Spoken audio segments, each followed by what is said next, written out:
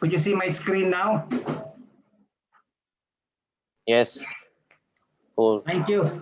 So first of all, thank you, Awaluddin, for the invitation. And thank you to my co-speakers. So we're doing this online. How we wish we're doing this offline and we could meet each other face to face and engage more interactively. Unfortunately, with the pandemic, we have to make do. I'm sure Kevin would like to visit Indonesia soon. It's difficult doing these things late at night. Okay. So I have 20 minutes to 15 to 20 minutes to finish my slides. I only prepared 9 slides. So for this morning's discussion, it's 10:01 a.m. in Manila. I titled my presentation as Cybercrime Typologies and Trends in the Philippines. Now, as a senior technical advisor for the Presidential Anti-Organized Crime Commission here in the Philippines, my primary job is to analyze data together with a team of 5 analysts and assess the threat posed by serious and organized crime to our country's national and political security. So allow me to provide some definitions first, operational definitions. By saying serious crime, we're actually adopting the definition set by the United Nations Office of Drugs and Crime, likewise the definition set by the Palermo Convention or the UN Convention Against Transnational Organized Crime, which states that serious crimes are any types of crimes whose penal provision merits a temporary deprivation of liberty of 4 years or up, meaning to say any crime wherein the punishment is 4 years, temporary deprivation of liberty or up. Now, organized crime is a little bit difficult to define in as much as different territories provide different definitions. But for our purposes this morning, I'd likewise use the definition set by the UNODC, which states that organized crime is a type of criminal activity perpetrated by 2 or more individuals working in a hierarchical system whose crime has an effect that has long-term relative to space, geographical dimensions, and temporal dimensions. And likewise, whose crime affects a particular sovereign territory's economic and political security. So that's the type of work that I do. So this particular presentation is derived from my report from last year.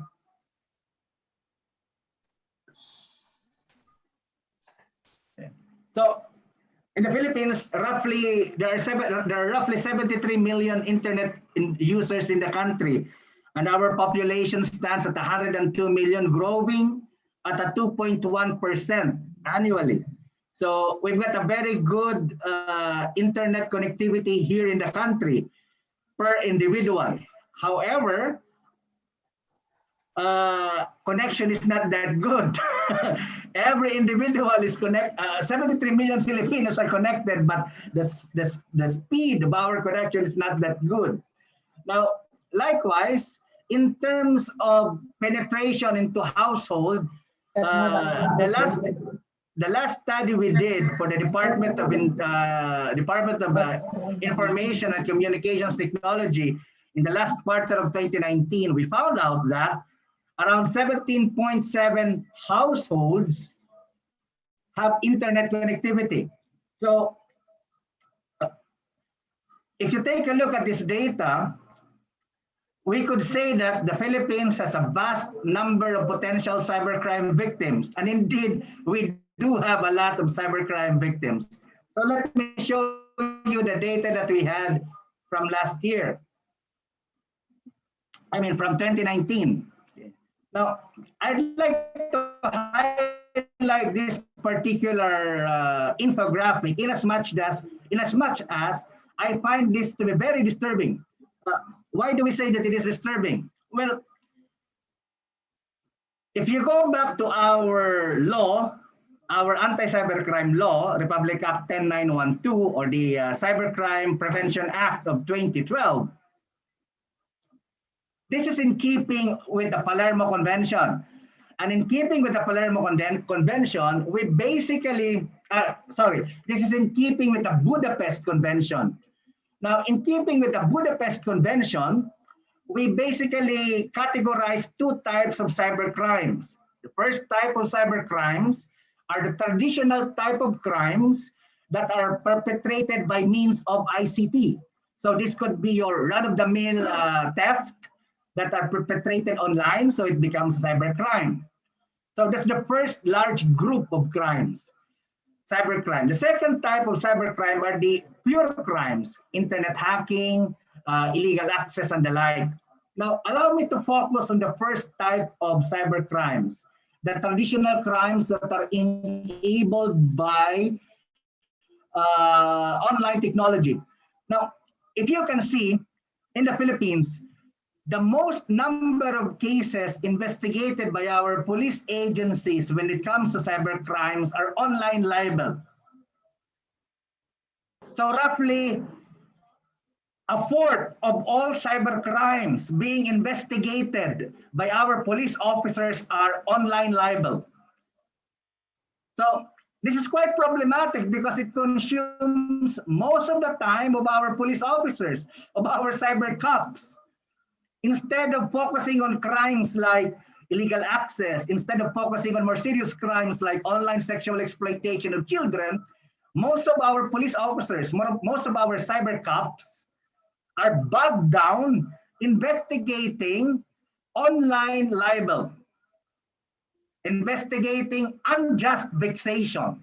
Now, for the benefit of our friends who are not Filipinos, unjust vexation is a type of crime wherein if you say anything to anybody, or if you do anything to anybody that insults, that allows, that results in that person feeling bad about what you say about him, so you cause him to be vexed.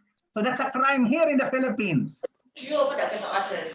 So in other countries, that's freedom of expression. So in other countries, that's not being penalized. But here in the Philippines, that's something that we penalize, and that takes up 5.25% of all crimes. So as we say, as I keep on telling my team, and as I keep on telling our bosses, our superiors, it's about time that we revisit antiquated laws against unjust vexation, so that our cyber cops will be able to focus more on crimes that really matters, crimes that affects children, crimes that affects women, crimes that affects banks, financial institutions, and the like. Now, if you take a look, let me proceed to the next slide, to the next infographic. If you take a look at this infographic with a comparative presentation of data from 2018 and 2019, with the top 10 cybercrime cases being investigated by our cyber cops, only robbery with intimidation went down for 2019. All the rest went up. So, but nowhere in the top 10 of these cases could you see the more serious cases like online sexual exploitation of children and so on and so forth. So that's quite problematic. As I keep on saying, it bogs down our cyber cops, our cyber patrollers in crimes that would otherwise not be penalized in other territories. So we keep on recommending to our legislators that it is about time that we go back to our statutes, revisit them, amend them. Or if not, at least provide stiffer penalties against these crimes. because the current statutes that we have do not provide any deterrent effect. That's why a great number of Filipinos commit online libel via Facebook. Now,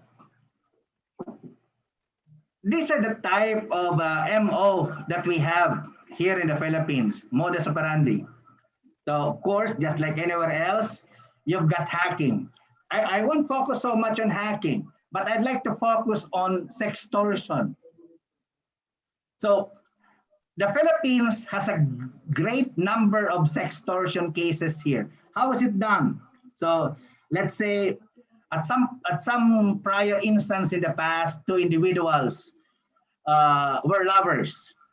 So, and some of these individuals record their intimate moments as lovers.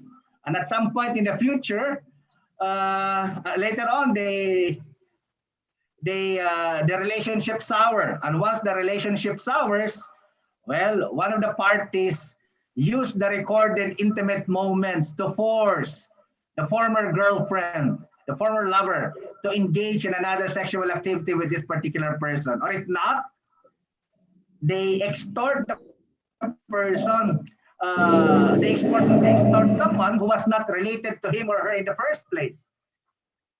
A lot of intimate sexual videos of lovers have gone into Pornhub here in the Philippines and other porn sites. For a time, the Philippines was the largest consumer of Pornhub material worldwide for a time.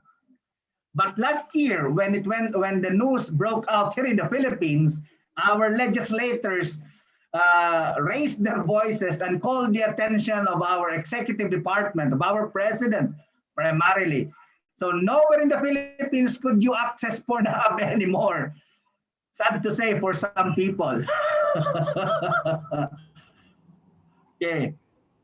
Well, and here are the other MO that we have here. So, of course, identity theft, you have it in your countries, of course. Online libel, I don't think you have it in the United States. I don't think libel is a crime in the United States. I don't know if it is a crime in other territories here in the ASEAN. Now, photo and video voyeurism. Photo and video voyeurism basically penalize, the law against photo and video voyeurism penalizes anyone from recording any activities of an individual where that person has a reasonable expectation of privacy. So let me define reasonable expectation of privacy. Meaning to say that you undress or you perform an intimate activity with the expectation that no one is watching, because you're doing it in the privacy of your own bedroom, or probably you're doing it in the privacy of a motel or a hotel. When someone goes over the edge and installs CCTV cameras or spy cameras or peeps into your room and records your intimate sexual activity, that violates your reasonable expectation of privacy. And once that person broadcasts that particular intimate scenes, intimate activities online, then that's a violation of photo and video voyeurism here in this country. Unfortunately, so many Filipinos get caught doing this particular crime. And for the students online who are watching us over Facebook, a great number of perpetrators are actually students. Probably it has something to do with their hormones. I knew that my hormones were raging when I was your age, but during my time, we didn't have mobile phones that could record an hour of sexual activity. So that's why I was not guilty of any crime like this. So I would like to request our young friends online watching this particular series of these particular lectures, do not do this. The penal provision is very stiff. It would ruin your lives. And if you're a criminology student or a education student, teacher education student, once you've got a crime in your record, once you've got a criminal record, I tell you, you won't be able into government service. No? Especially crimes like this, that crimes of moral turpitude. That's what we call them here in the Philippines. Now, this is the disturbing trend as far as I am personally concerned, because the Philippines has become a global hub for online sexual exploitation of children. Likewise, we have become the #1 producer of child sexual exploitation materials online. So the Philippines has that very disturbing distinction of being the #1 CSEM producers online. So child sexual exploitation materials that are being live streamed or are being paid for by pedophiles in the United States, in Europe, Australia, Japan, Korea. Most of those child sexual exploitation materials are being produced here in the Philippines. Thailand is a very distant second to the Philippines in the production of CSEM materials. The Philippines is up there, way, way up there. Just imagine, in 2014, that's the number of cases that we have only relative to online sexual exploitation of children. It went up to 43, and now we're collecting all the data from 2019 and 2020, and I fear that from 43, it will go down, it will go up by several, not just to hundreds of cases.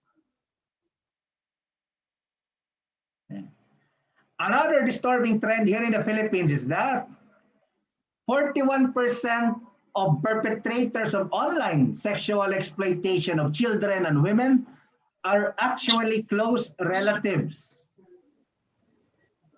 while 42% are other relatives, distant relatives. So those conducting online sexual exploitation of women and children are actually known to the victims.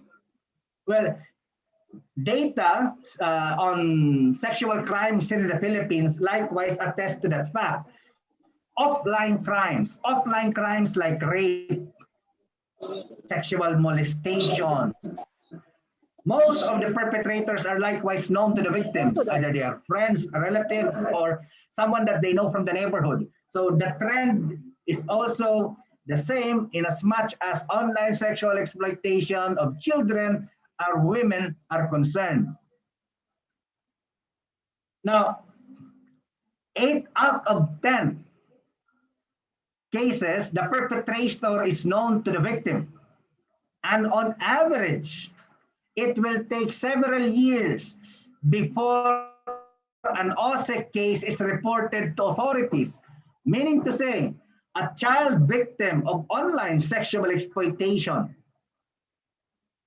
can be victimized as early as 2-3 years old. There are cases here in Manila of victims as young as 8 months old. So likewise, we've got cases here in the Philippines wherein the victims, the minimum number of victims in TIPK, online sexual exploitation of children cases, are 2. So there are always a minimum of 2 child victims of this type of crimes here in the Philippines. And the average age of victims are younger than 12.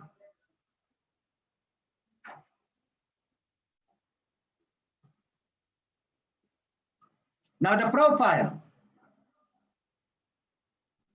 66% of all perpetrators are female relatives.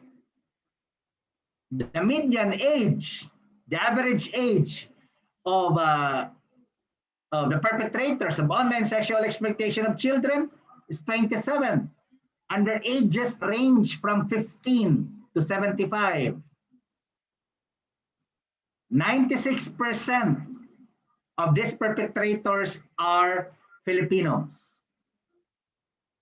Okay. Filipinos selling content to foreigners online. Now, another disturbing fact, from a low of 43 out of every 10,000 ISPs that are being used for child sexual exploitation cases were emanating from the Philippines. By 2017, from 43, it went up to 149 ISPs, Internet Protocol addresses. And I would imagine once the data for 2019 and 2020 are out, that 149 will go up by several hundreds. So that's how bad the situation is here in the Philippines relative to online sexual exploitation of children. So those are my slides for this particular morning. So I am open to questions later on after all the speakers have discussed their presentation. Okay, thank you very much, Dr. Casio. So as what Dr. Casio said earlier, we'll be open for questions after all the speakers are able to present their topic. Our next speaker is an associate professor, Singapore Institute of Technology. We have Dr. Jo Hee Ji. Thanks, Simone. I hope the rest of you can hear me. Well, if you are in Singapore, this is good morning, so I wish you all good morning. I'm hoping to share my slides, so let me try and share my slide.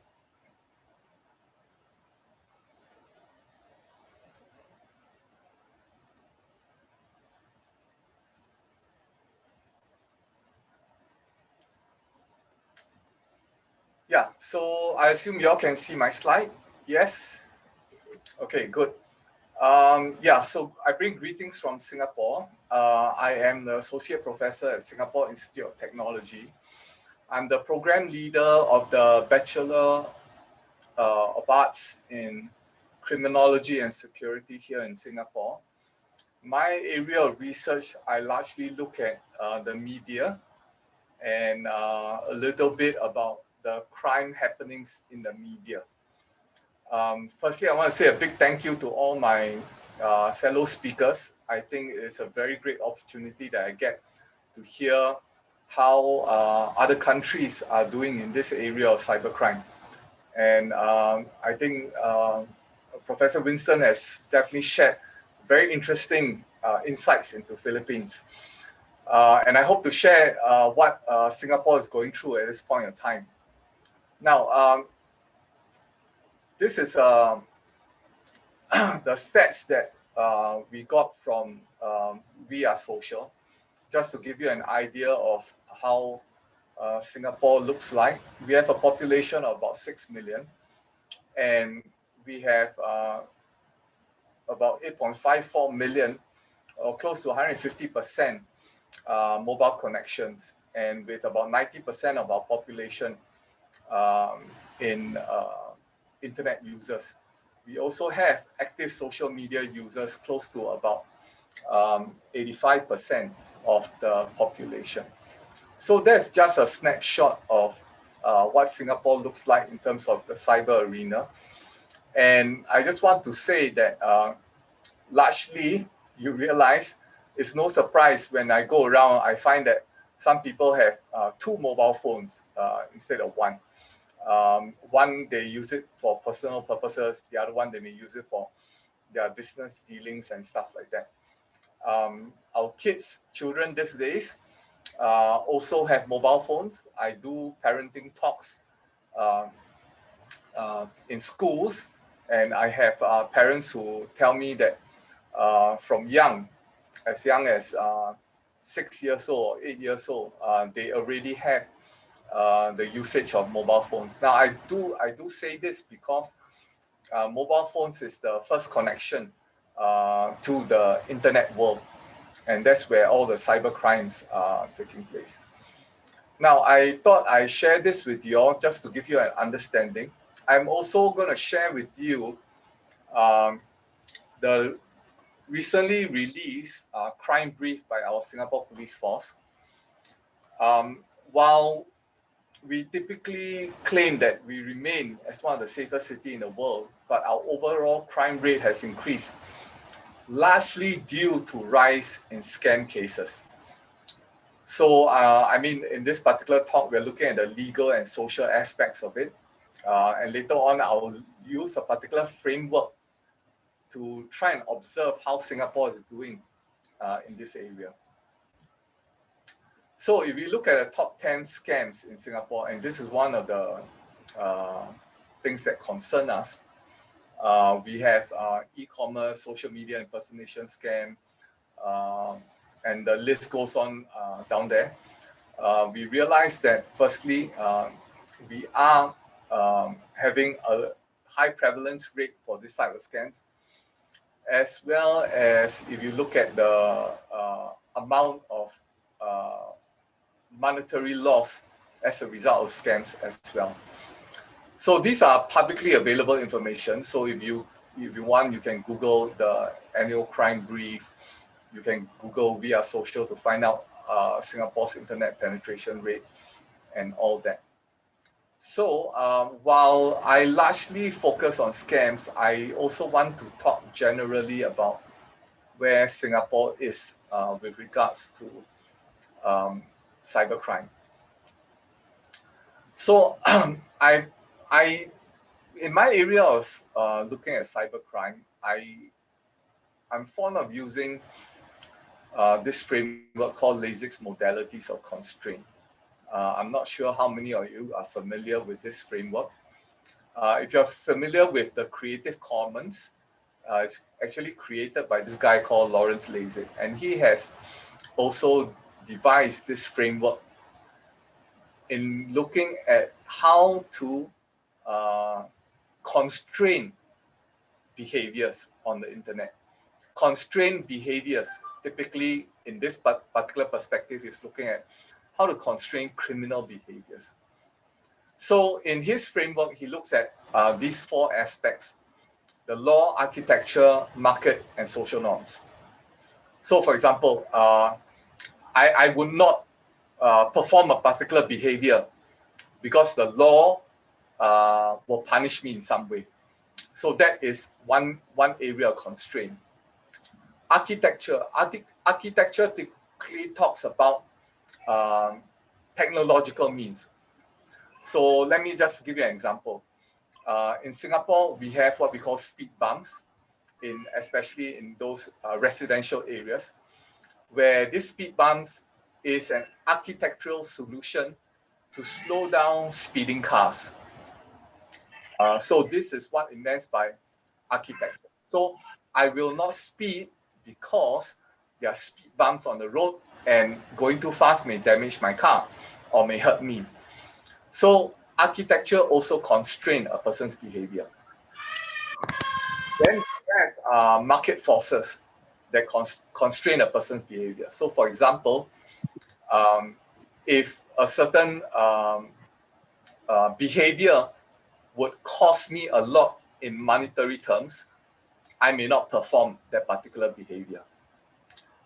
And finally, he claims that social norms also constrain our behavior. So for example, I like Prof. Winston sharing about, alluding to in pornography, for example.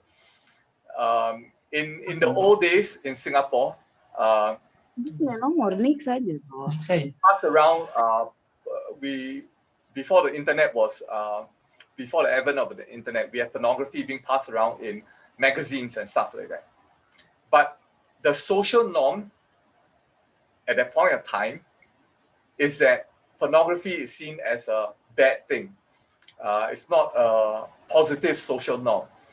And therefore, because of social norms, classmates of mine, when I was young, didn't indulge in pornography, didn't pass around magazines, because the social norm at that period of time constrained their behavior. So I'm trying to use this framework to look at how and share with you all how I feel Singapore is moving in this regard. Now, you see on the right, on the left, I have state, the private sector, and civil society. I used to teach governance in new media, and we typically say in terms of governance of media, there are three actors, namely the state, the private sector, and civil society. So I just wanted to use that particular framework, the governance framework, just to look at how these actors are acting on the various aspects of law, architecture, market, and social forces. But let me just qualify here for a while. In some cases, it is only acted on by the state. In some cases, it is a collaboration between the state, private sector, civil society, and all that. So I didn't really split them up, I just leave that there. Now, in terms of the law, Singapore has been constantly revising the law, largely in a few areas. One is trying to allow the legal jurisdiction to extend beyond Singapore shores. Typically, when we deal with cybercrime, we realize that, and specific, for example, to scam, we realize that most of the perpetrators or the perpetrators that are difficult to catch are from the overseas. And so while the laws are being revised, one of the areas is to look at how some of these can extend beyond Singapore, but that is typically difficult. In terms of architecture, there are now requirements to kind of secure Singapore's infrastructure by imposing certain restrictions, technological or otherwise, on companies with regards to data privacy, and stuff like that. That is probably more prevalent for hacking type of crimes. There is recently a setup of the anti-scam center that typically looks at crimes related to fraud and scams. And this particular center, which was recently set up, is focused on looking at this particular crime. Now, like I earlier highlighted, we are increasingly seeing a rise in this sort of crimes. And therefore, there's an urgent and important need, significant need to address this. Now, the way the anti-scam center works is it operates like a nerve center. It investigates, it also kind of like draw stakeholders in, for example, banks and stuff like that, to help reduce the scam rates in Singapore. Now, it's very interesting because I sit in some of these meetings where they talk to the various stakeholders and all that. And it is also one of the things that banks are doing, that they are using AI, artificial intelligence, to try and spot scams that are happening. So for example, if you are regularly withdrawing a certain amount, and then suddenly there's a spike in your withdrawals, these sort of things will be alerted. If there's any significant unusual behavior, the AI technology will pick this up. So these are ongoing in the realm of architecture to help kind of like hopefully deter some of the scams from happening. Well, in terms of market, well, there are some punitive measures in terms of fines and stuff like that, especially if companies or other stakeholders do not have robust security systems in place. This is largely in the area of data privacy. and prevention of hacking. And then in terms of social norms, there are public education efforts ongoing that prepares consumers, especially in the area of scams, not to fall prey to scams. In the area of, let's say, hacking, to set good passwords, strong enough passwords and stuff like that. However, I find that one area that can be continually worked on is an area where I highlighted in red, sensitivity to norms. And I thought I just wanted to highlight a particular example, kind of like a personal example. In Singapore, we were told by banks and public education message that goes out there that says that banks will never ask you for your personal information. Okay, that's all well and good. That's fine. However, when you get a call back from a bank, a legitimate bank, they would need some level of information to verify that they're speaking to the right person, in order for them to authorize you for you to kind of like identify you, for the banks to kind of identify you. So they ask questions like how many bank accounts that you have and all that. However, to the older folks, this will be considered personal information. So there's some tendency sometimes that these older folks do not give that particular information. It was a very interesting example that I heard. This particular lady was a victim of a police impersonation scam. Okay.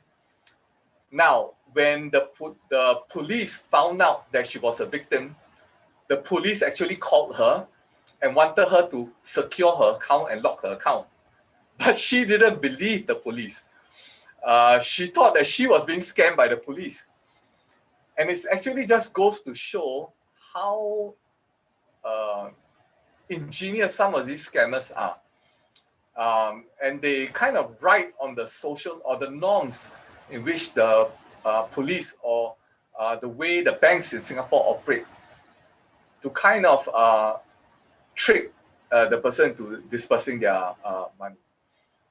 So I feel that if I were to look at some of these areas, one of the things that we need to take responsibility for is to be sensitive to some of these social norms, and maybe some of the stakeholders like the banks can further either communicate their message better, or in specific to my example, in terms of verifying their identity, they want to ask some other questions instead. So so I thought I'll just share with you where Singapore stands in this particular framework, and I'll be happy to take any questions later.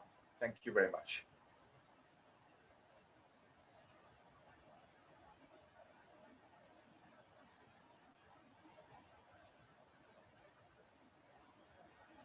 So over to you, Simone.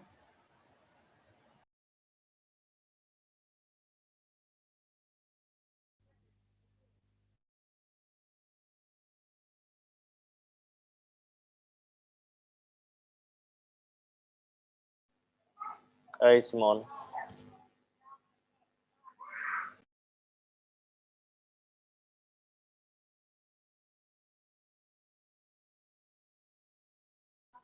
I think Simon has a problem with the connections.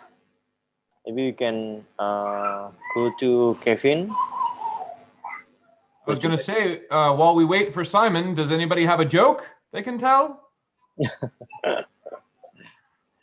Do you just want me to give my my 15 minutes? Yes. Okay. So I am Dr. Kevin Jennings. I'm from a university in the United States called Lincoln Memorial University in Tennessee. And when the other members of the group asked me to speak at this event and in this webinar, I tried to think about what I can talk about, because I predicted, and it looks like I was probably right, that I'm definitely the only American on the panel, but I would bet that I'm even the only American in the audience.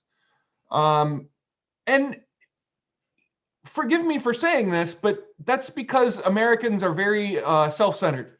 We tend to only look at what happens within America. And there's a long history behind that and why that happens. But it got me thinking about borders. And there are international borders and regional borders and all kinds of borders. And they have impacted the world of, everything from sociology and history to criminal justice.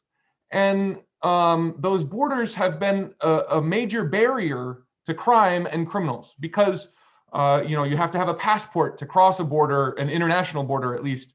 There are customs inspections and, prevention of smuggling and all these very important processes that happen at these borders. But the invention of the internet completely changed that. There are no more borders. There are no more physical boundaries for cybercrime because there are no physical boundaries on the internet. I mean, I'm speaking to you from literally half a world away. It's early morning for you and late night for me. And I think I said in my in a paper I wrote once that every point on the internet is equally distant from any other point on the internet. Geography is meaningless. So one of the big problems in cybercrime from an international perspective is where the offender is in one place, the victim is in another place, and the scene of the crime may be in a third place, maybe nowhere. How do you define the scene of the crime in a cybercrime situation when there really is no geography, right? So I started thinking about some cases that are famous here in the United States. I don't know how much of this has been told in the international press, but there were a few different of these cybercrime adjacent or cybercrime specific cases that this international flavor of this webinar got me thinking about. And the first, and probably the most famous, is Edward Snowden. So back in 2000, the early to mid 2000s, there was a man named Edward Snowden who was working for the National Security Agency, which is, they're kind of like our CIA, but more with telephones and email and communications. And their job is to spy on other countries. But in 2013, Edward Snowden released lots of classified information to the press about how the United States NSA was in addition to spying on these other countries, they were also spying on Americans. And we're perfectly okay with our government spying on other countries, but we really don't like it when our government spies on us. And so this became a very controversial issue. And lots of people to this day, this is 8 years later, and many people in America think of Edward Snowden as a hero, and many people in America think of Edward Snowden as a traitor. But we won't know how our justice system would deal with him because on the same day that he left, that he released all this information, he flew to Hong Kong. And then from Hong Kong, he flew to Russia. And he now has asylum in Russia. And there's not really a lot that the United States can do from a criminal justice perspective, because even though the scene of the crime was the United States and the victims are in the United States, the offender's not here. And we don't have the power, as much as we would like to think we are this all-powerful country, we don't have the power to go into a country like Russia and just take him. Similar to Snowden's story is the story of Julian Assange, who runs a website called WikiLeaks, and they publish all kinds of leaked documents from governments around the world. And in 2010, he was living in the United Kingdom, and the country of Sweden indicted him for sexual assault of some kind. I don't know the details of the crime they indicted him for, but the important thing is Assange didn't want to be extradited from the UK to Sweden because he thought that this was just an excuse to get him into a country that would then send him to the United States. So he hid in the Ecuador, the embassy of the country of Ecuador within the country of the United Kingdom for many years. And he sat in this embassy for 7 years, from 2012 to 2019, when finally the Ecuadorian embassy kicked him out. And he was arrested by the British. But America has been trying to extradite this cyber criminal. I mean, he has broken the laws of the United States. The victim is here in the United States. So we want to come try him in our courts. But the UK won't extradite. They have arrested him, they're holding him, but they won't give him to the United States. So even a very, very close ally of ours isn't helping us with this process of holding someone accountable for these crimes. Another major case was in 2016, our presidential election. The Russian government hacked into many computers for one of our presidential candidates and stole a lot of information and emails and other confidential information. And then using Assange's WikiLeaks site, released it to the world. And we know who did it. We had a whole investigation. In fact, we've even indicted 26 different Russian nationals for violation of American law. But once again, that's not, there is no, as Dr. G was talking about the deterrent effect of these laws, there is no deterrent effect because we can't exercise our desire to hold these people accountable for violating our laws because they're Russians in Russia, and we can't just show up in this other country and take people. So unless these people, as long as they never leave Russia, they will never face American justice. And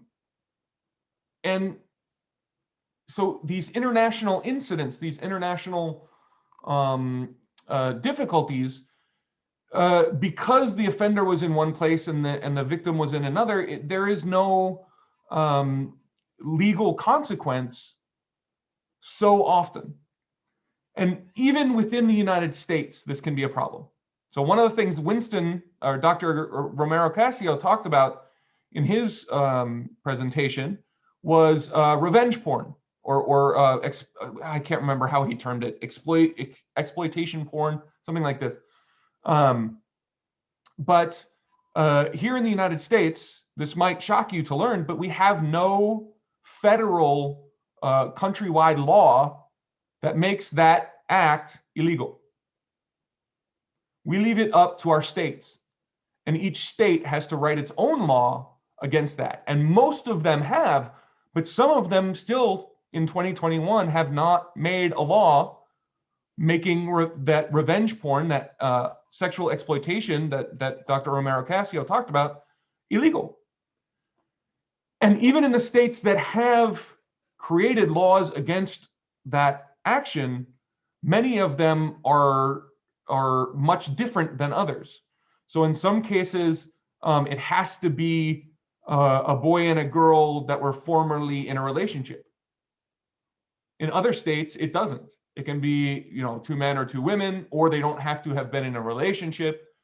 It's all comes down state to state to state. So there might be a situation in which one of those situations happens, and because the offender is in a state where what he did isn't illegal, the state where the victim is would have a more difficult time, if not an impossible time, trying to hold them criminally liable, because these laws aren't the same even within my own country. Like, it's hard enough when it's we're talking about different countries. But even within my one country, it's hard to get agreement about these laws. So what's the point? What's the kind of ultimate lesson here? What's the conclusion? First off, we need to have relationships. So even within the United States, the police in my state of Tennessee have to have a good relationship with the police in the state of New York or California. But in your situation, that becomes even more difficult because you're not just different states of one country, you are here representing so many different countries with different languages and different histories and different cultures and different religions. And that means that your difficulty is going to be even worse than we have here in the United States. Because not only do you have all those different laws, you have all these very different law enforcement agencies. And one of the important things for all of us is that we need to develop those relationships, state to state, country to country, region to region, relationships between prosecutors, relationships between judges, relationships between law enforcement. We need to increasingly look to our neighbors, both geographically near and geographically far, right? And then we need to talk to our legislators, our legislators, and tell them, look, crime is no longer local. Crime is no longer geographically locked to our country. We need to start writing laws and acting like crimes are international, interregional. Your offender and your victim are no longer guaranteed to be at least close to the same place at the same time. We have to start acting like it. We have to start governing like it. The kind of final biggest recommendation is that countries have to trust one another. We have to stop thinking of ourselves as different and above. And I fully acknowledge here that the United States is probably the absolute worst about this in the world. We worked so hard to develop things like the United Nations and the International Criminal Court. But we especially have been reluctant to recognize the authority of this International Criminal Court that we helped create, because we're so terrified that one of our citizens is going to be held internationally responsible for something that they did that isn't illegal here in the United States. So trust me when I say I'm holding myself even to a higher standard, or recognizing that I represent a country with an even bigger problem with this. But it is everyone. We need to start trusting each other. We need to start allowing for the fact that our citizens might be the offender and the victim in another country, and we're going to have to trust that country's justice system to do the right thing, to have a fair trial, and to have the right kind of evidence, and to do all these things to hold that person accountable. Because once again, we're living in a world where offender and victim the offender and the victim can come from two different worlds. And if those two different worlds aren't ready to cooperate, we're not going to be able to accomplish the goal of the justice system. At any rate, that's what I kind of came here to say and came here to talk about, because I think this issue of international legal and social issues with cybercrime is so important, and it's only going to get even more important as time goes on. So anyway, that's my 15 minutes. Thank you guys so much. I really appreciate it. Thank you very much, Dr. Jennings. Okay, so again, we'll entertain questions later. Next up, we have, or our next speaker rather, is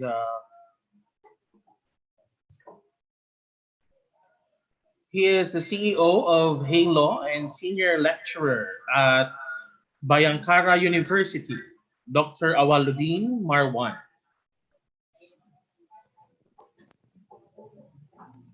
Thank you, Mr. Simon.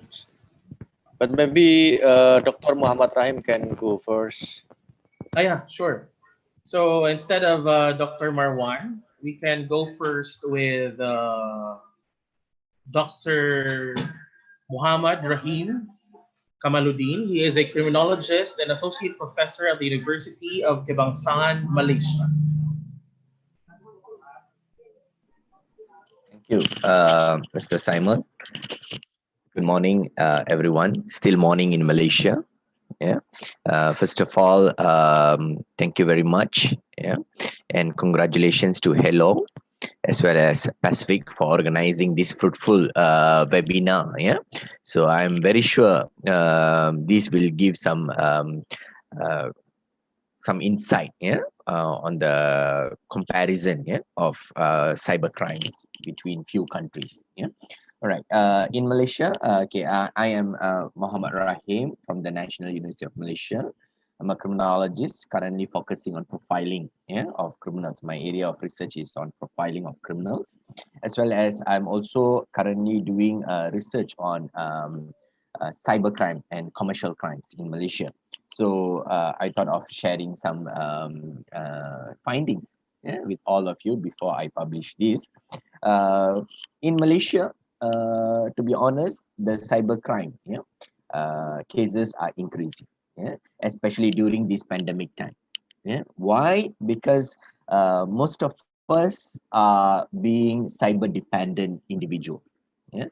We are using computers, we are using internet, yeah, to work from home. Yeah. So we are largely becoming a cyber dependent community. Yeah. And we know that criminal behavior is dynamic as well. Yeah. For example, I mean, for example, I'm a lecturer. Yeah. So we used to teach face to face. Now we have to change the method, the approach, using online method. Yeah. Same goes to criminals. Yeah. So they also, especially those who are career criminals, yeah, they also will try to improvise the method, yeah, in order to commit crimes. Yeah. So therefore, there are many criminals there are many individuals are taking opportunity to commit crime using cyber platforms, because they know that most of us are cyber dependent people. Yeah. And largely, yeah, there are quite few typologies exist to classify cybercrime. Yeah. But here, one of the famous model is to categorize cybercrime into two categories. One is cyber dependent crime, and another one is cyber facilitated crime. So this is a common typology that we can use it here. Here, cyber dependent crime is mostly on hacking, data breach, whether the data or the computer or the gadgets become the target. Yeah, that is cyber dependent crime. Another one is which is technocentric. Yeah. Another one is cyber facilitated crime. Here, cyber facilitated crime is the cyber platform are used to facilitate those crimes. For example, cyberbullying, yeah, online scams, for example, online sexual grooming, love scams, romance scam, online romance scam. So where this is more people centric, yeah, where criminals use a cyber platform to target those individuals. Yeah. So in Malaysia, both crimes showing some escalating trend, especially cyber facilitated crime. In Malaysia, in April 2020, last year, yeah, there was a headline in Malaysia whereby with the headline, cyber security cases is increased 82.5%. Yeah, 82.5%, whereby 838 cases were recorded from March 18 to April 17. Yeah, during the peak time of pandemic, yeah, COVID-19. So in 1 month alone, around 838 cases, cybersecurity cases were recorded. Yeah. So this shows that many people are taking advantage during this pandemic time. And what are the crime that is very prevalent and alarming in Malaysia? Of course, online scams. Yeah, I'm very sure. Yeah, in other countries, the online scams could be one of the alarming, showing alarming trend. Yeah, online scams in terms of selling fake products, for example. Yeah, fake products. And another one that is prevalent in Malaysia is non-existence loan. Yeah, non-existent financial loans. Yeah, whereby the people are scammed. Yeah, the scammer, they will try to offer financial loan to those people. Yeah, but that financial loan is not exist at first place. Yeah, so the non-existence financial loans is also alarming in Malaysia. Yeah, why? Because quite number, I mean, we, yeah, society, yeah, some of us, we lost jobs during this pandemic time. So they take that opportunity. Yeah, the scammers take that opportunity. Then they know that some of us, we are actually desperately looking for some financial input. Yeah, so they do this MO. Yeah, and other than online scams, other prevalent cybercrime is love scams, online love scams, whereby Facebook, yeah, social media like Facebook, used as the one of the main platform. Yeah, to target victims. Yeah, and cyberbullying. As for now in Malaysia, we don't have any standalone cyberbullying act. Yeah, but we are trying. Yeah, one of the research team from Multimedia University. Yeah, we are actually working together to come up one standalone act for cyberbullying. Yeah. And other than that, as Prof. Vincent mentioned, sextortion is one of the common crime, yeah, whereby even the teenagers, yeah, teenagers are being victimized in sextortion, yeah.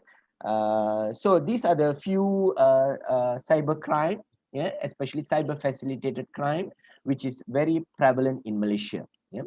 Now I want to share some of the findings. Yeah, we have conducted a survey among 420 Malaysian adults. Yeah, we want to profile the victimization profile of a scam, yeah, online scam. And surprisingly, we found that out of 420, around 140 of them, yeah, reported victim scams, yeah, online scams. So that is alarming, yeah, and it also worrying, yeah, which is about 35 of them, 35 percentage from the total respondents. And based on some of them even reported multiple victimization. They have been victims for twice, thrice, and so on. Yeah, why?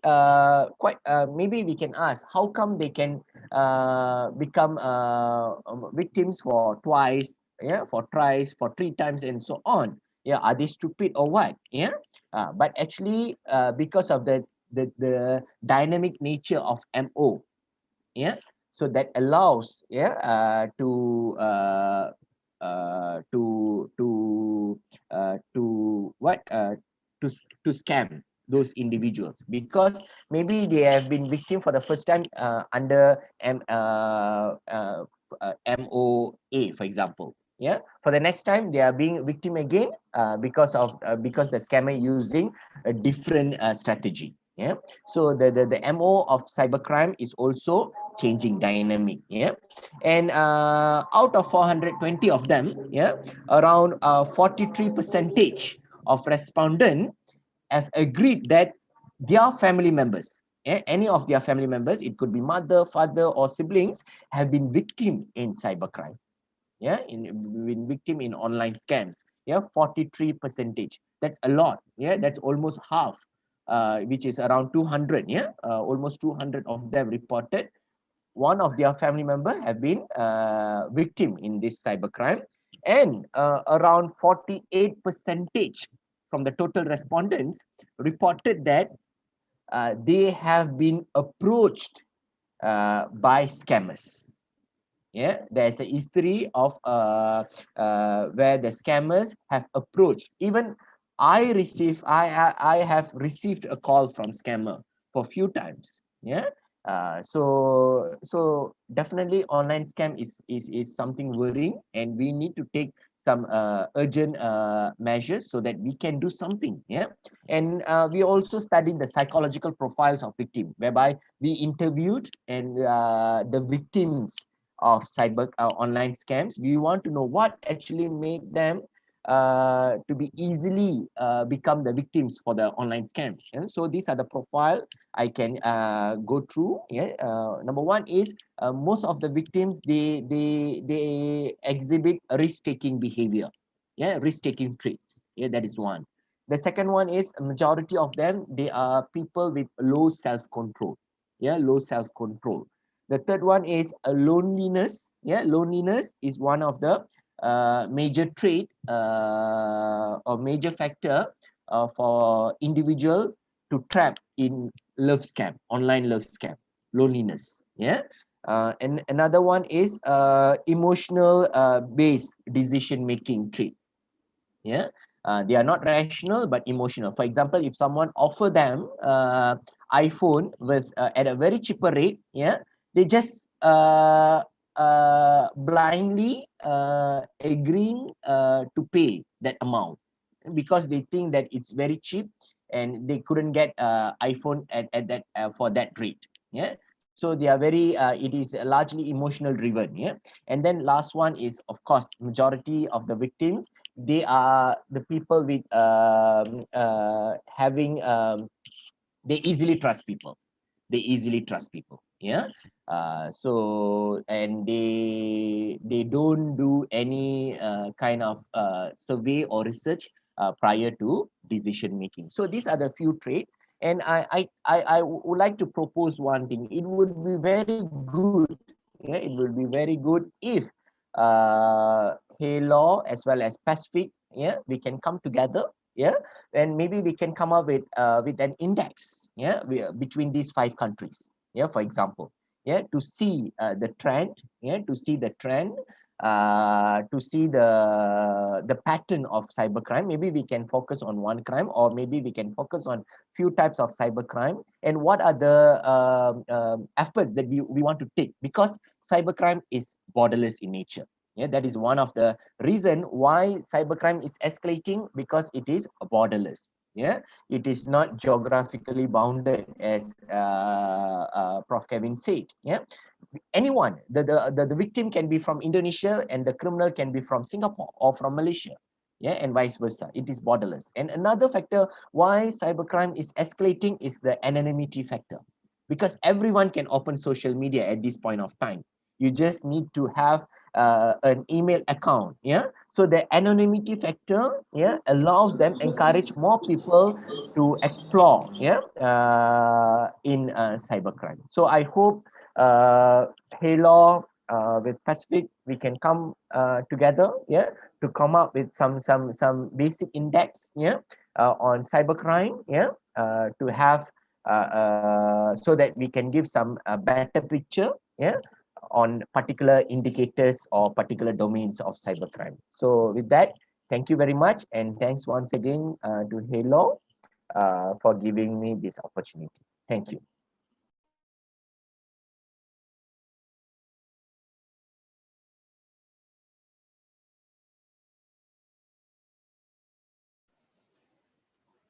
Thank you, Dr. Rahim. Thank you, Dr. Rahim. Our last speaker is the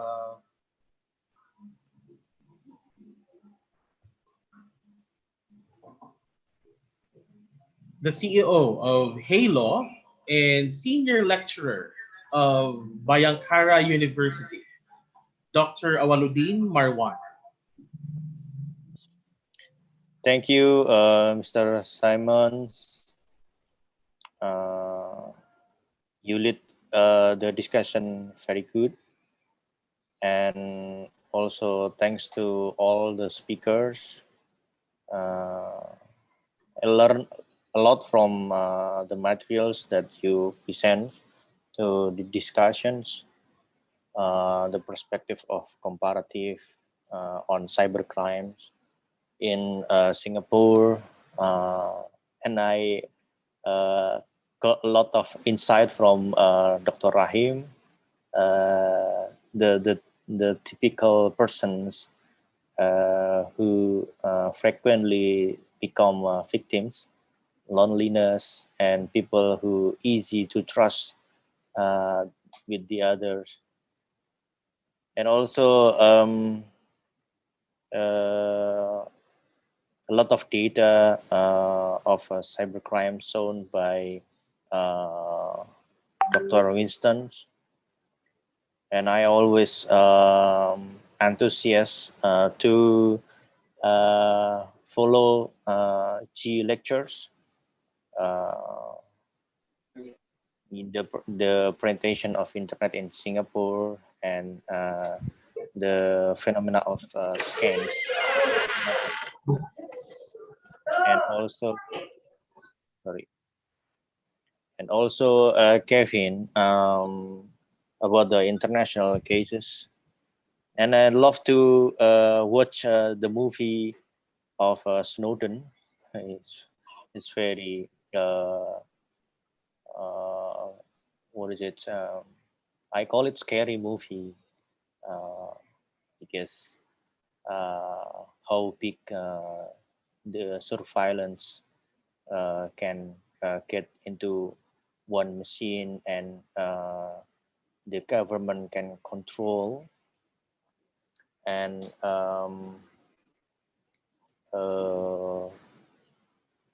infringe the privacy of people. I would like to give some talk about the anatomy of cybercrime in Indonesia. Just very short, so we can go to discussion more. So this is the statistics that I withdrew from January 2020 and March 2021. In the cyber patrol, the Indonesian National Police, they got 2,200 something report, and most of them about fake news, hoax, and defamations. So the top case is about the hoax, the fake news with what is it shown in the online media, online or social media. And then the second one about the online fraud. Many illegal peer-to-peer lending. So people trust that they can get the loan very easy, and then the offenders steal money and personal data from the victims a lot. And the modus operandi actually is not only they use a website, but also mobile application which not uploaded in the Play Store or App Store. So they circulate the APK or prototype of the mobile applications that people can access, and after they go install in the mobile phone, and then the apps actually contain a virus, and also many tools that withdraw a lot of personal data. Pornography, so it's a bit different with another countries. If many countries only focus on the child pornography, Indonesia, all pornography is prohibited. So the third top cases in the cyber patrol is about pornography. And the next about the illegal access. I will talk more about this later. And data breach, gambling. Gambling also prohibited in Indonesia. And then several cases submitted to the cyber patrol. And also the illegal interception. Actually, illegal interception also related to the fintech platform as well, which not legally registered to the authority. So we have several regulations that fintech platforms should register to the financial services authority. If they are not registered, then the ICT minister can take down it. This is the anatomy of cybercrime law. We have ICT law, law number 11 of 2008 and revised in the 2016. And we have other laws as well. So in the ICT laws, they have several provisions like prohibiting the cyber porn, gambling, defamations, terror or extortions, fake news, racism, illegal access, illegal interception, hacking, and so on and so forth. And the other laws, a lot of laws regulated the cybercrime, like the law of telecommunication, banking, election, healthcare, and many other regulations related to cybercrime, actually. So we don't have any specific law on cybercrime. We still discussing on how to unify the cybercrime law. And this is some notes on the last presentation that I have. First, we have a problem about the online defamations. So this is one of the top cases in Indonesia.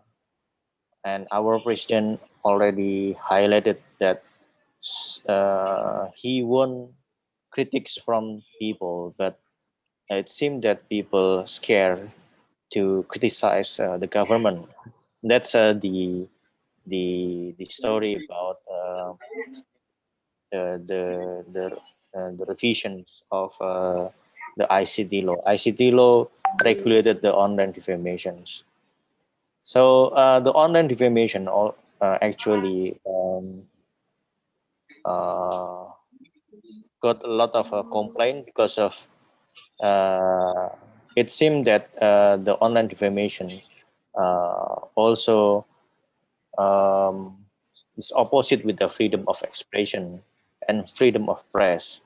In the fact that a lot of journalists have been criminalized with online defamation articles. So the journalists cannot write freely with the code of conduct of journalism, because the shadow of online defamations can be criminalized, and several cases already got into the court, and some journalists already criminalized for several months because of writing several news critics governments or private sectors, and so on and so forth. And the second is about book bounty traditions. So illegal access is the one thing that problem of the cybercrime, but actually we can manage the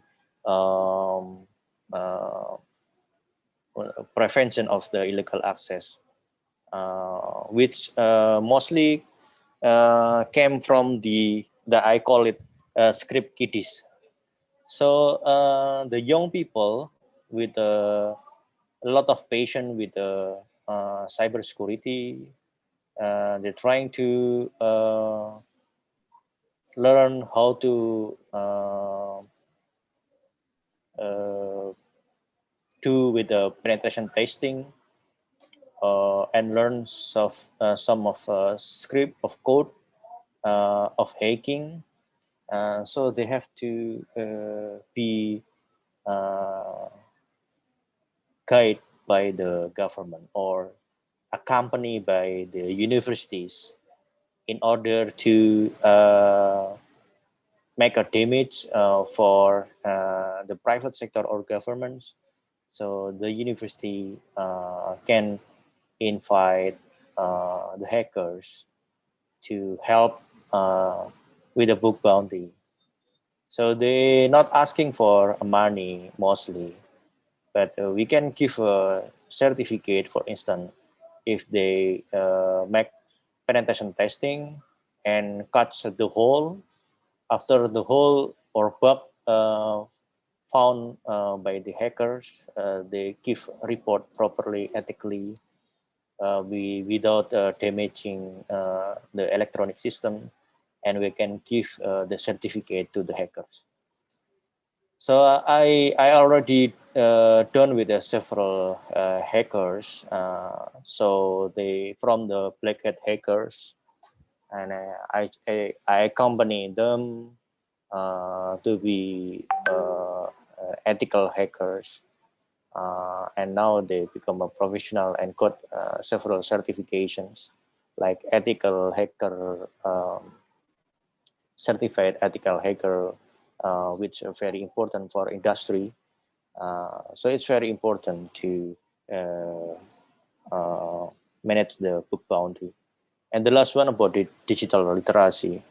Of course, this is very basic, but this is very important too. We need to educate people to save their own password and don't share the OTP using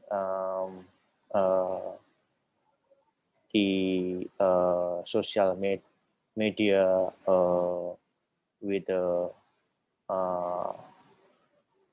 ethical behavior, like not insulting a specific race or a minority, which can bring them to the criminal offense, like they can criminalize for racism. And this is the last one that I have. I stop here, and thank you to everyone and Mr. Simon to give me a chance. I give back to Simon. Thank you, Dr. Marwan.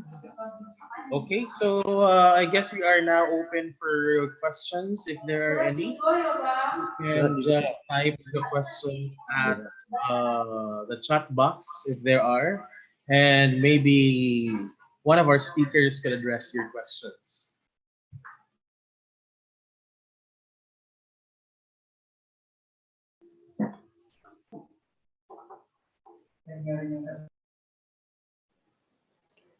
If there are no questions, I would like to ask other speaker, Sir Simon.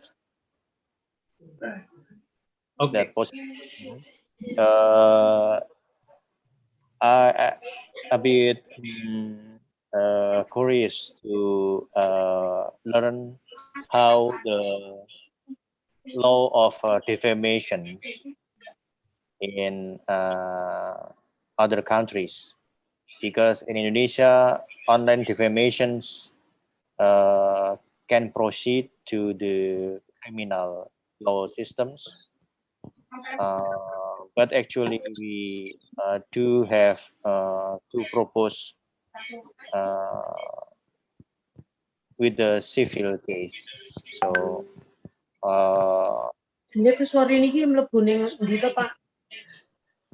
so many cases online defamations in the criminal law, which may not very effective, and so many people got into prisons rather than solving with the criminal law. We can bring this case to the civil law. So would like to learn from the other countries.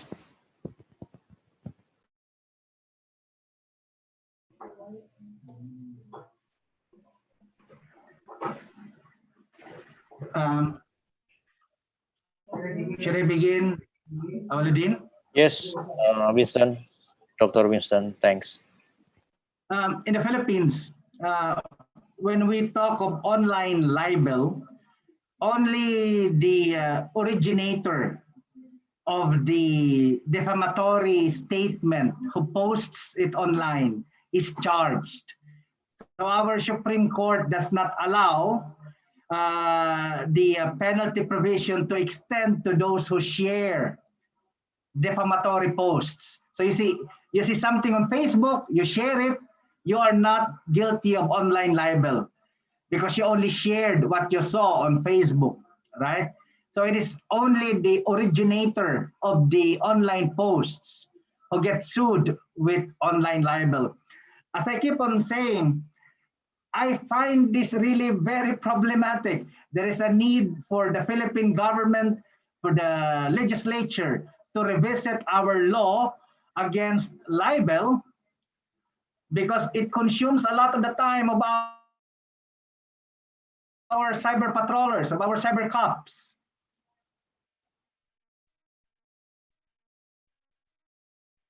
They handle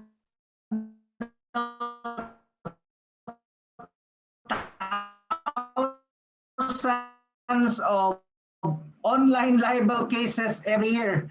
They lose precious time that they could have used for other. But you see, if you want to decriminalize online libel, you have to decriminalize first libel in the original statute, in the original law. And it's not going to happen anytime soon. Because our politicians use this law to deter their critics from from saying something.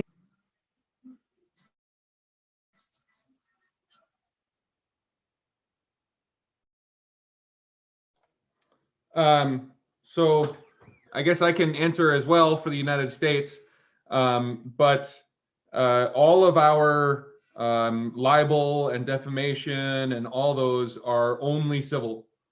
We have no criminal laws against speech at all unless the speech is an imminent incitement to violence. That is like the one kind of speech that we have actually created a criminal law against. So defamation, libel, slander, all those things, those are only civil.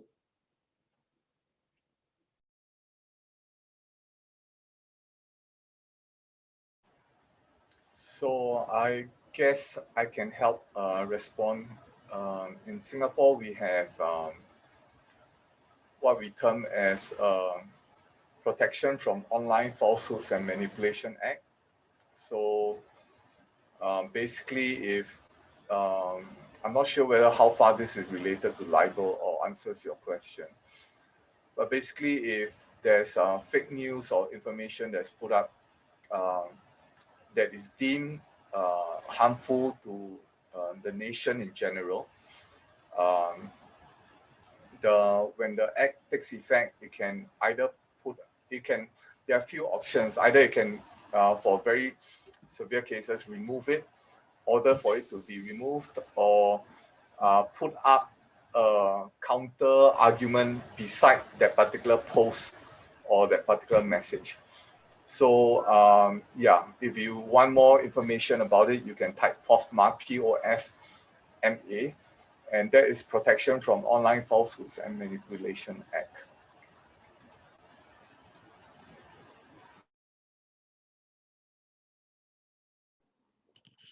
Thank you. Okay, I actually shared the exact Defamation Act 1957 in the chat box. Okay, you all can have a look.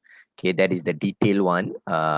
Which is this law is the law of libel, yeah, and slander and other malicious falsehoods that have been practiced in Malaysia, and it is also known as Defamation Act 1957.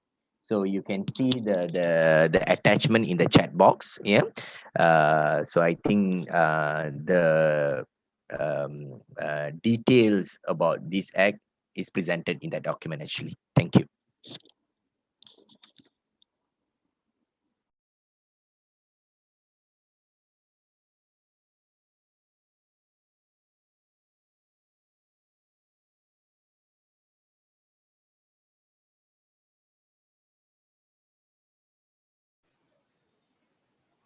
Thank you, Kevin, Winston, Chi, and Fahim.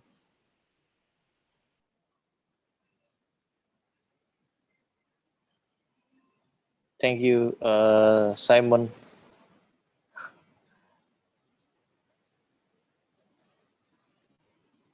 Thank you very much also, Dr. Marwan. So I guess there are no questions from the end of our participants here. Before I would like to thank our speakers, no?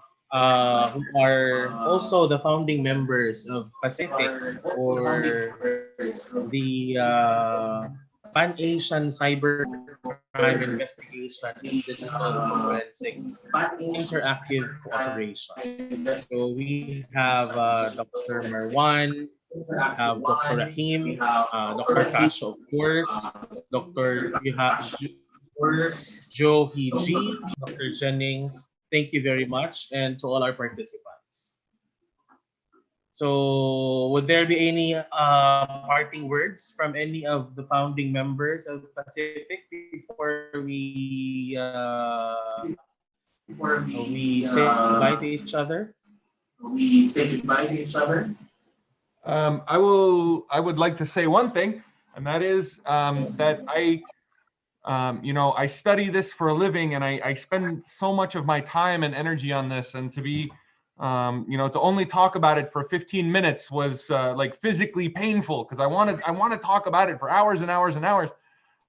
So if you want to listen to me talk to you for hours and hours and hours about this, you can go on YouTube, and I have a YouTube channel where I have the lectures for many of my courses, including my cybercrime course. And on YouTube, the channel name is Arresting Developments. So if you want to go on YouTube and subscribe and watch me lecture and listen to me talk about these things, that could be a good resource for you, whether you're a student or a professor or whatever. I put those that knowledge out for the use of everybody. So Can yeah, you I hope can you give the link in the chat box, Kevin? Yeah, sure, of course. So everybody can subscribe and watch your lecture as well. Maybe Dr. Winston, would you like to have a closing statement before we close the discussion? Thank you, Dr. Awaluddin, Dr. G. So Dr. Jennings, Dr.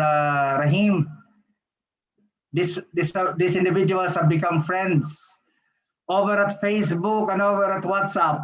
We really need to meet face to face sometime soon once we all get vaccinated. We need to plan the rest of our activities as the founding members of Pacific, so we could invite our compatriots from our countries to join and participate.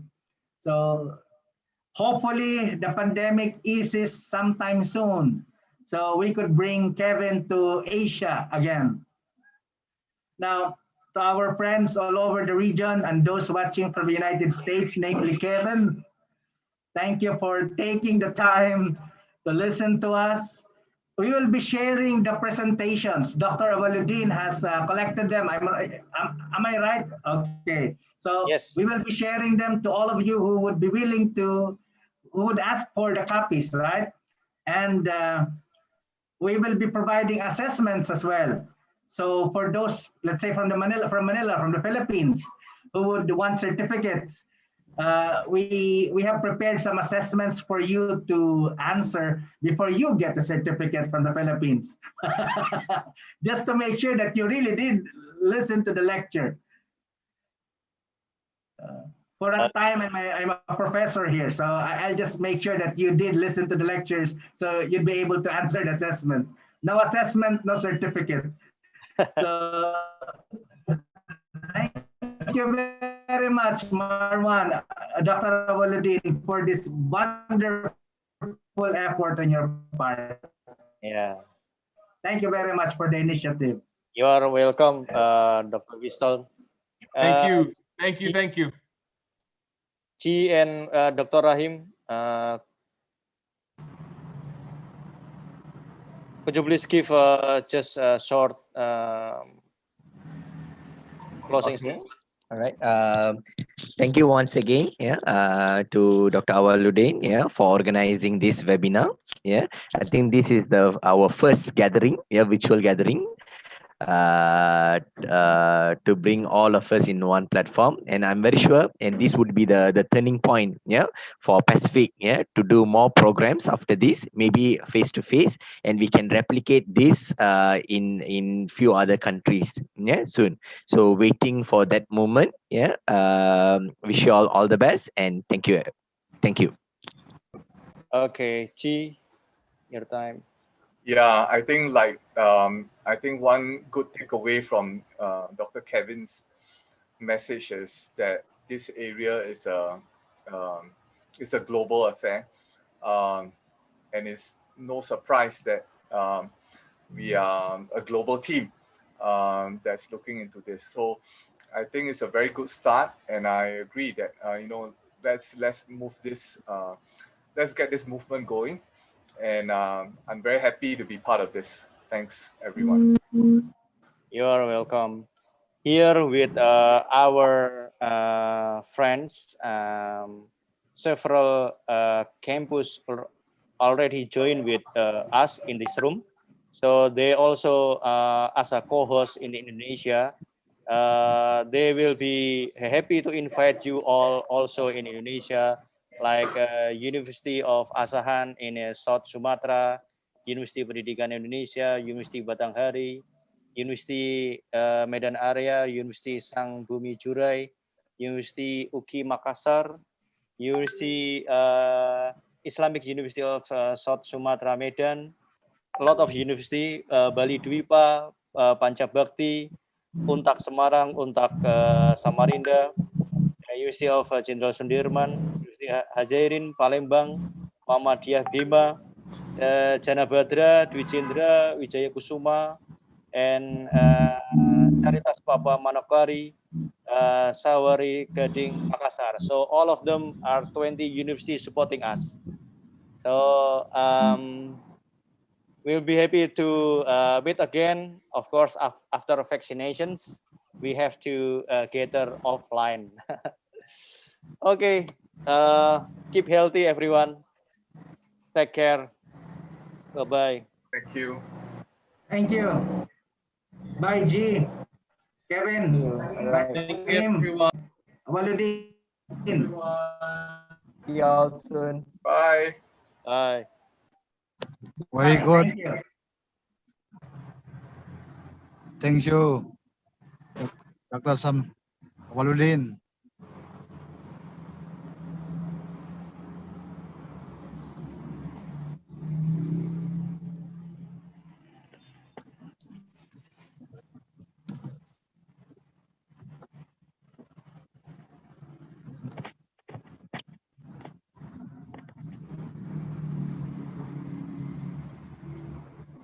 Oke. Udah gitu. Thank you, Nota. Mau dikirim, bisa dikirim.